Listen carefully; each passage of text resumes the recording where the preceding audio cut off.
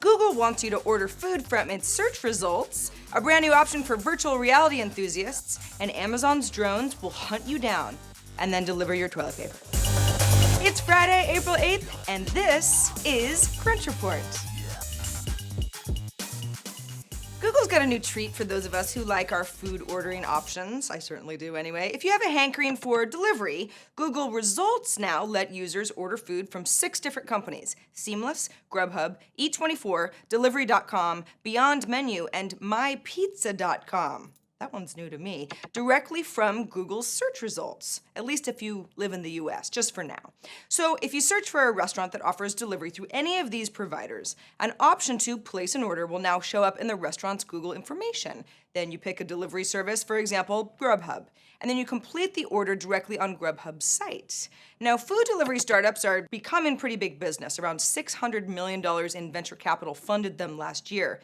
But there's definitely still room to grow because most people still call a restaurant directly if they want to get food delivered. It's just force of habit. That's what we do. Now, Google wins by offering this ordering option on its main search site because it not only gets data about what we want to eat, but also which delivery services we prefer.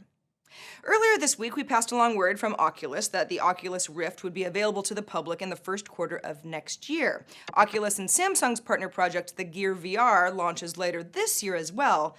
But if you just don't want to wait for virtual reality and you have a Samsung Galaxy S6 or S6 Edge, you can get the Gear VR Innovator Edition today for 200 bones.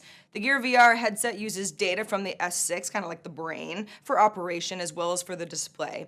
And Samsung says that the VR experience is better than it was on the original Gear VR for the Galaxy Note 4.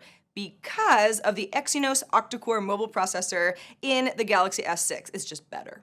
There's also continuous power via USB. That means you can have longer sessions, so you can immerse yourself in a world other than your own. Not saying anything about your world, just saying. Let's hop on over to the state of Michigan, where Tesla Motors has acquired Michigan-based Riviera Tool that Tesla says will now help the company build new stamping and plastic parts in a more cost-effective manner and support new metal forming technology development and allow Tesla to increase production as it introduces more models. Riviera Tool specializes in constructing stamping die systems. That's the machinery that stamps big sheets of metal into auto parts that we then use. The Detroit Free Press claims that the company will now be named Tesla Tool and Die. Michigan is interesting, not just because it's Tesla's first presence there, but it's also a state where Tesla isn't allowed to sell its vehicles. Yeah, the state's government signed a law last October that banned Tesla from selling directly to consumers, selling vehicles anyway. This deal isn't really so much about consumers, it's more about Michigan's plethora of auto parts suppliers, but an expansion nonetheless. Facebook's app install ads are already a pretty lucrative business for the company. And now Facebook's going a step further with deep linking so a specific in-app purchase page opens once the app downloads, which could create a new tool for direct marketers to sell products and services through apps. Now, direct marketing works by letting a user see an ad for a specific product and then quickly opening that to a new browser tab so that the user can make a quick purchase. On mobile, it's a little complicated though. It's a little bit more difficult. A merchant has to somehow convince a user to download an app and then hope that the customer ends up buying the product on their own. If you let deep linking handle everything, Facebook can increase conversion rates and increase that $3.32 billion in ad revenue that it earned last quarter, which, is already a lot. Amazon's plans for delivery drones are already active. They're testing in Canada as we speak. And now a patent application for a proposed unmanned aerial vehicle delivery system gives us some new details about what Amazon plans for automated package transport. This is the real deal. Here's what we know. Amazon would use location information that's shared by your smartphone if you were a package recipient, and then be able to bring deliveries to you. For example, somewhere other than your home address that Amazon already has on file. You might just not be home. You could also choose specific different locations as package destinations, depending on what you want delivered and when.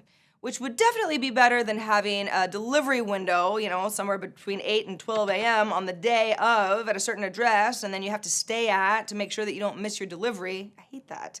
But as TechCrunch's Daryl Etherington points out, Amazon will need to also figure out how to keep drones from being intercepted en route, protect people's location privacy. There are definitely some unanswered questions here.